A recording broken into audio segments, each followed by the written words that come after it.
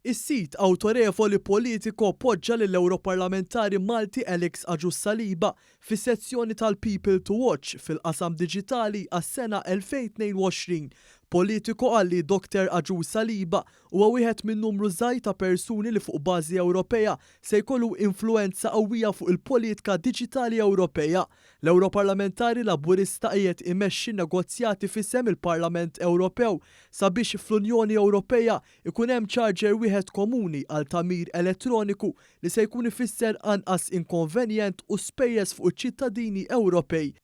F'dawn in-negozjati Agius Saliba qiegħed imexxi diskussjonijiet importanti fil-Parlament Ewropew mal-istituzzjonijiet Ewropej l-oħra kif ukoll ma' bosta ġganti fl-industrija tat-teknoloġija.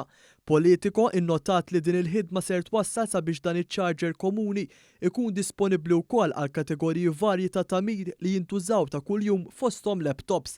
Politico saħaq ukoll li f'dan kollu qed jiġi rispettat il-qasam ambjentali, ħaġa li anke tkellem fuqha f'kumment ma' One News Alex Agius Saliba. Qed nagħtu lill-konsumaturi aktar kwalità ta' ħajja ħjar għaliex inti charger wieħed tista' tiċċarġja dan l-equipment kollu. Barra minn hekk il-konsumatur ħajkun qed jiffranka €100 f'sena f'chargers li ħafna drabi nispiċċaw b'kexxhom fid-djar tagħna l-qas nkunu nafu se naqbdu nagħmlu bihom, imma wkoll qed ngħinu lill-ambjent tagħna li qed niġġeneraw ta' kull sena fuq bażi Ewropea madwar 13,000 tunnellata ta' skart elettroniku għal xejn li nistgħu ngħaddu mingħajru.